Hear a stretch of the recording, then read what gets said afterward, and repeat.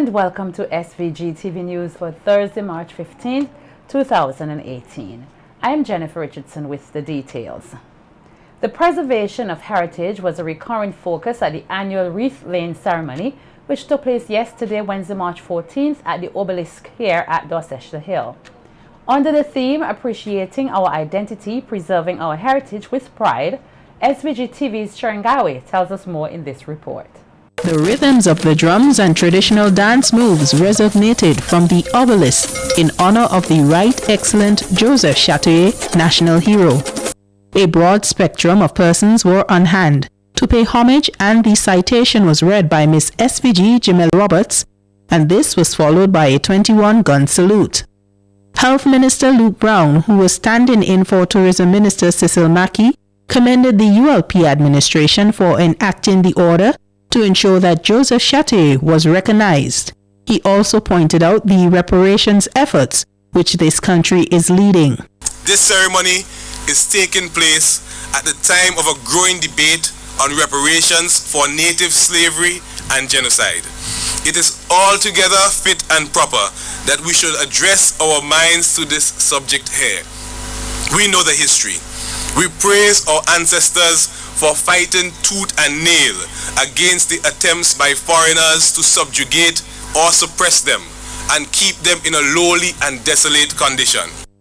President of the Garifuna Heritage Foundation, David Darkey Williams, also highlighted that they are collaborating closely with other organizations to strengthen the work currently being done. A number of tribal leaders from across the Caribbean, including places like Suriname and Guyana and Dominica. And their purpose here was to begin the process of formulating a Caribbean association or network or whatever you want to call the body of indigenous peoples. The indigenous Arawak organization from Suriname also paid homage to Chatouillet and pledged its solidarity in building the network. To achieve the appropriate designation and destiny of these sacred lands, in partnership with the government of St. Vincent and the Grenadines, we wish you much strength and success, and we congratulate the entire people and nation of St. Vincent and the Grenadines on this National Heroes Day. Let history be the guide to contemporary justice. Prime Minister Dr. Ralph Gonsalves, who delivered the feature address, noted that while Chatouillet was paramount chief of the Caribs, he impacted the entire nation. And in that leadership role, he performed heroic deeds. But we are in St. Vincent and the Grenadines today. We cannot live in history. We have to understand history and utilize that history to lift our own understanding and consciousness. This is my home. Let me tell you that I love this island. St. Vincent and the Grenadines. This is my home. Sharon Garwe reporting for SVG-TV News. Prime Minister Dr. Ralph Gonsalves has been outlining the criteria being used in the selection of a national hero. Sharing that information at yesterday's annual wreath-laying ceremony, he said the person must not be alive. Criterion is that you must be dead. We don't do live national heroes. Some places do that, in Barbados for instance, in Antigua and Barbuda. But in St. Vincent and the Grenadines, the first qualification is that you must be dead. The second is that you must be a citizen at the time of your death or entitled to citizenship of St. Vincent and the Grenadines. PM Gonsalves highlighted that the National Heroes Committee has already submitted a report with the various names being considered for status of national hero.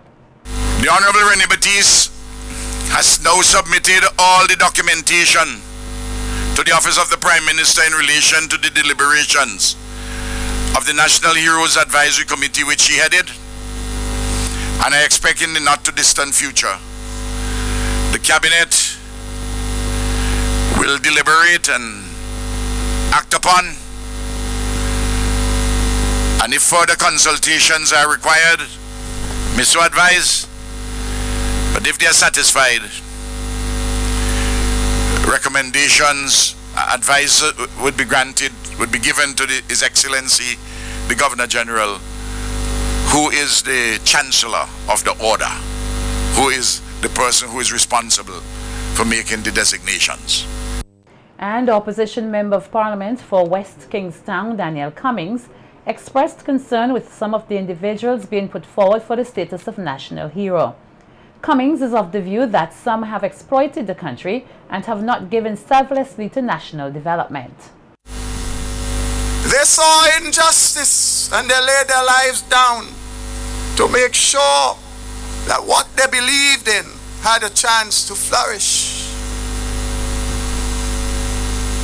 I am very concerned when too often in this quest for the recognition of additional national heroes, we seem almost exclusively to look at a category of people who don't necessarily create any wealth, but who have a tendency to extract wealth from the peoples of this land from their hard sweat, and who oftentimes do not use that wealth in the best interest of all of the peoples of this land. Yet we want to single these people out as heroes. Quickly emerging as a prominent fixture in the National Heroes Day celebrations, the Greg's Garifuna Festival has seen significant growth over the years as it continues to reflect on the Garifuna heritage and culture.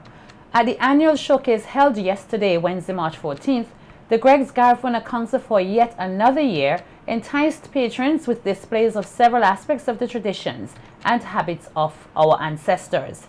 SVG-TV's Nikita Tony was at the event and files this report. The gaps between generations by embedding in them the spirit of the Garifuna people, the Greg's Garifuna Council has for another year hosted the Greg's Garifuna Festival. Persons visiting the Greg's playing field on Wednesday, March 14th were in for a treat as they were exposed to various pieces of the Garifuna heritage and culture, from foods, drinks, cultural performances, infrastructure, and for the first time, tribal wear. Chief Representative of the Greg's Garifuna Council, John Nero, noted that visitors, along with the efforts of sponsors, have allowed the event to grow from strength to strength. Our festival is a dialogue between the old and the young as to how to understand what they experience, the elders, what they experience, and what the youngsters are now supposed to appreciate. Should have different cuisine to represent food, and now we're moving into that dimension of costuming where we express that particular need for clothing. So our festival responds to the basic human needs of food, shelter and clothing, and also basketry and handicraft, and especially this year we're emphasizing beadwork. Highlighting that the council had this year incorporated new aspects into the festival, such as naming each erected structure after a Garifuna matriarch who had transitioned into the spiritual realm. Nero outlined his hopes to see even greater aspects of the Garifuna culture being reflected through the festival in years to come. Amplify beadwork next year. After that, we hope to modify and actually refine the expression of the youth in their stagecraft. So we want to perfect stagecraft next year, and theatrics and pageantry. we may actually have a heritage pageant next day. Area Representative Sabota Caesar commended the Greg's Garifuna Council for their efforts in showcasing the customs and practices of their ancestors. Area Representative Sabota Caesar commended the Greg's Garifuna Council for their efforts in showcasing the customs and practices of their ancestors. Love and unity is what is going to bind us. It is what has brought us safe thus far, and it is what is going to take us on. Encourage all the organizers in Greg's to continue doing the excellent work. It is going to grow by leaps and by bounds, and the support is going to come not only from within, but from afar off. I also want to recognize the seniors among us, because you have in you a very rich history. Representative of the Garifuna Diaspora United in Healing, Sylvia Sampson Cayetano, expressed her elation in the level of homage paid to her ancestors through the annual festival. Exchange programs with Belize and Greg's, where young people from Greg's went to Belize, and some of those same young people came to Greg's to visit. Such experiences have left an indelible mark in the lives of these young people, and they are chateliers around the world, still working and still proclaiming the fight of the Garifuna people in their own right. Give thanks for Chatelier because we never mourn him.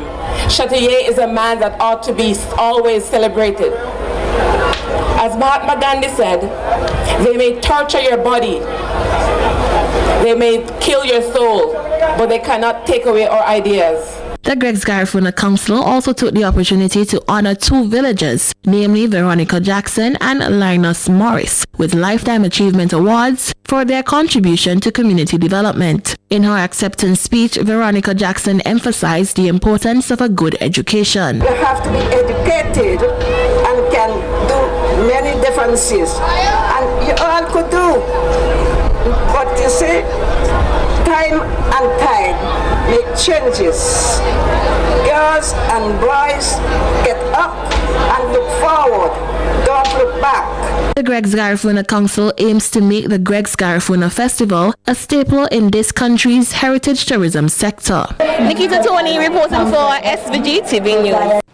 National Heroes Day is a time for Vincentians to reflect on the struggles and sacrifices made by this country's national hero, Paramount Chief Joseph Chatelier, as well as an opportunity to use our history to charter a way forward.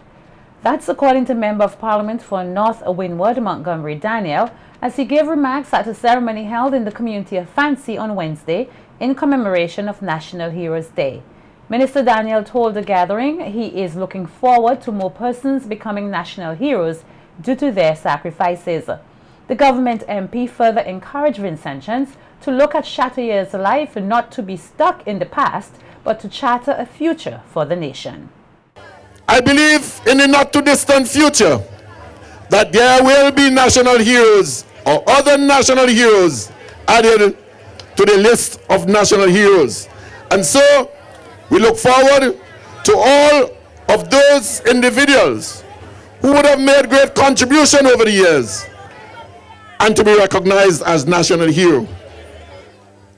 Joseph Chatelier, he would have fought for our liberty. He would have fought for the goodness of our people.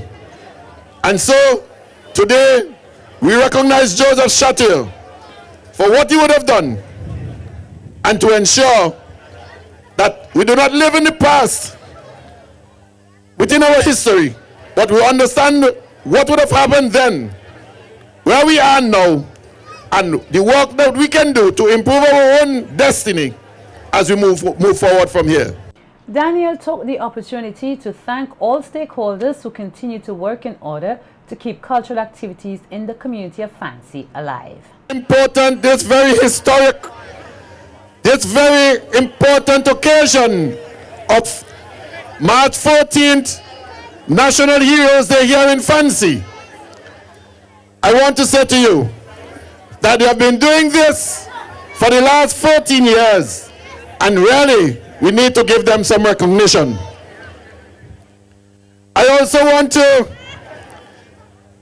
thank the number of corporate bodies that continue to give support to this function here in Fancy every year, March 14th. Without the support of corporate sponsorship, I know it's going to be difficult for the farmers cooperative here in Fancy. We got to give it up to the corporate bodies of St. Vincent and the Grenadines. Here's a snippet of some of the performances that took place as part of Fancy Heroes Day celebrations. Keep on fighting, keep on fighting, keep on fighting. Say when the road is rough, the hills are tough. When the valley is too deep and the mountains are too steep, don't give up. Keep on fighting, keep on. Right now, knock, knock, knocking on heaven's door, oh yeah. Knock, knock, knocking on heaven's door. Knock, knock, knocking on heaven's door, oh yeah. Knock, knock, knocking on heaven's door. Give me water, send me to it, pick me. I'm grave does bad out when me pass a see me chief.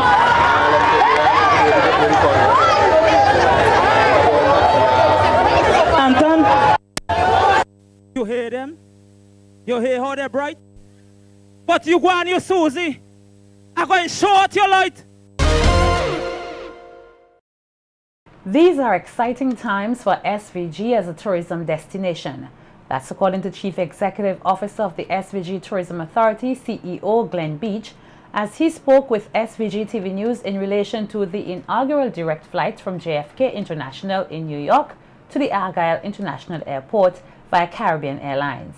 Beach noted that there is a level of excitement shown by tourism stakeholders in New York and expressed confidence in the continued development of SVG's tourism sector.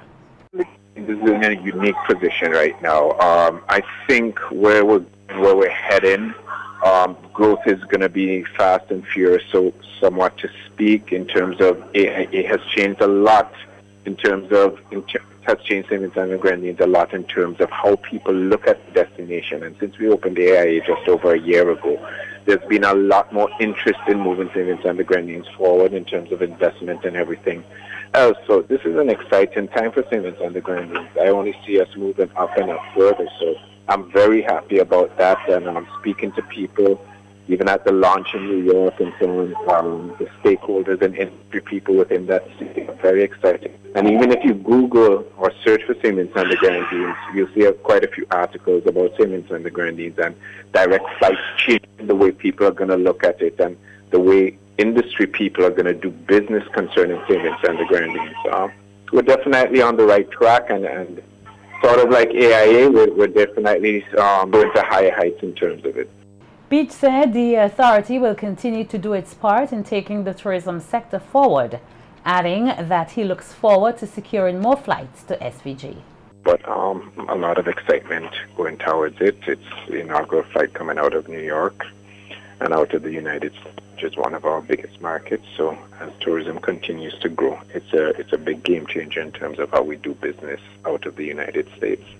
We still have more airlines to secure. The other announcements made later on this year in terms of which ones we secure we're out of the United States. You never know, out of Canada and some more out of England. But it's a process that one has to work on, not only with the airlines, but with other stakeholders that are involved. Also, we must be looking at investment, hotel investment in the country. Minister Gonzalez has spoken about that somewhat, and so they will continue to do that in terms of everything else, and we continue to meet with potential stakeholders within the industry to get some more investment within the tourism industry here. Meanwhile, SVG's Tourism Authority Chairperson Bianca Porter says the flight out of New York to SVG is an important opportunity for hoteliers.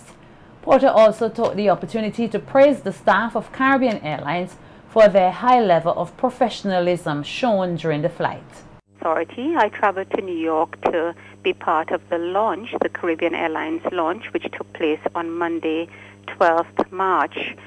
I traveled back on Wednesday, 14th March, Heroes Day, and I must say the service on board CAL was second to none. I was really impressed with the high level of service on board and the professionalism of their staff. It was a really smooth flight, and we had about 99 passengers on board, and I really see this flight from JFK to AIA as a really important opportunity for us as hoteliers, because now guests who live in New York or in some parts of New Jersey and Connecticut as well can take advantage of this non-stop flight into St. Vincent and the Grenadines, and I think it will open so many more possibilities, so many more opportunities for increased occupancy for the hoteliers. Porter added that the diving sector can also benefit from this direct flight service. Can also see divers taking advantage of this, because in the past there have been issues about having to make connections with all of their dive gear. So I think it's going to be a really positive move for us here in St. Vincent and the Grenadines, and we can expect nothing but good things from this CAL flight. Vincentians interested in being recruited by the Royal British Navy are being informed that the ability to swim is a major requirement that must be met for joining the Navy. According to the Ministry of Foreign Affairs, Trade and Commerce, the Chief Recruitment Officer of the Royal British Navy has stated that recent recruits from St. Vincent and the Grenadines are either unable to swim or are weak swimmers and have failed the swimming test. The release further stated, if the recruit fails the swimming test, he or she may be asked to return to St. Vincent and the Grenadines. The ministry is strongly encouraging persons interested in joining the Royal British Navy to become enrolled in local swimming programs to ensure that their swimming meets the requirements. The Royal British Navy offers qualified Vincentians several opportunities aimed at personal and career development, with over 100 roles available. Seen as an avenue for the youth of this nation to showcase their diverse talents, the Primary Schools Performing Arts Festival commenced here earlier this week with a two-day grand showcase at Methodist Church Hall on Monday, March 12th and Tuesday, March 13th. On the final day of the showcase, outstanding students were presented with awards for their renditions in this year's festival. Nikita Tony tells us more in this report.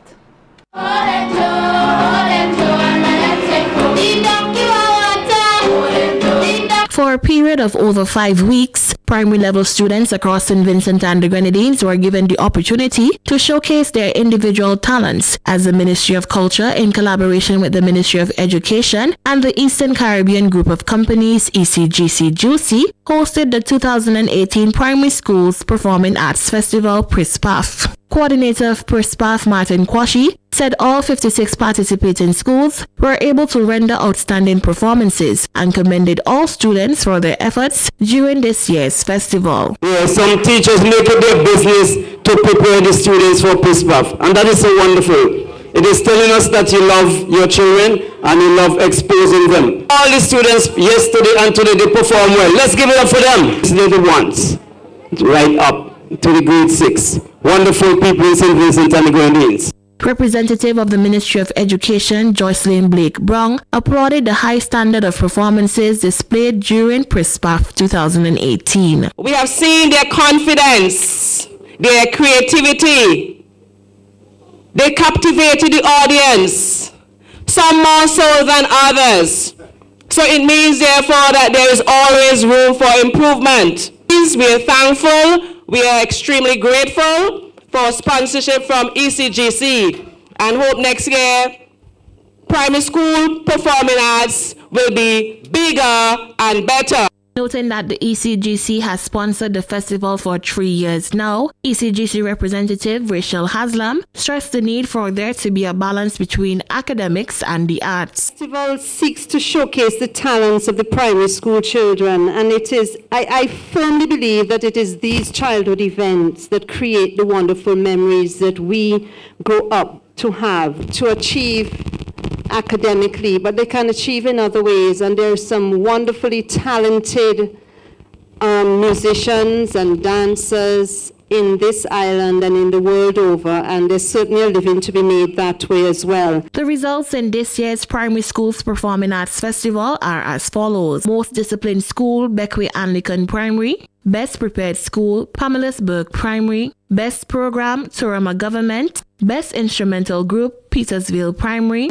Best Female Vocalist, Carice Bino of the Chateaubelair Methodist. Best Choir, Subs Primary. Best Pan Solo, Christy Oliver of the Paget Farms Primary. Best Dance Piece, Turama Government. Best Skit, Beckwith Anglican. Best Choral Speech, Argyle Roman Catholic. The Most Promising Junior Male Award went to Adoni Mall of the Petersville Primary, with Holly Brown of the Belair Government capturing the Most Promising Junior Female Award. Venetia Johnson of the Turama Government copped the Most Promising Senior Female Award. The 2018 Princess of Prispaf Award went to Kevisha Richardson of the Bible Methodist School, while the Prince of Prispaf 2018 went to John Graham of the Beckwith Anglican School. The award for the 2018 Prispaf School of the Year went to the Turama Government School.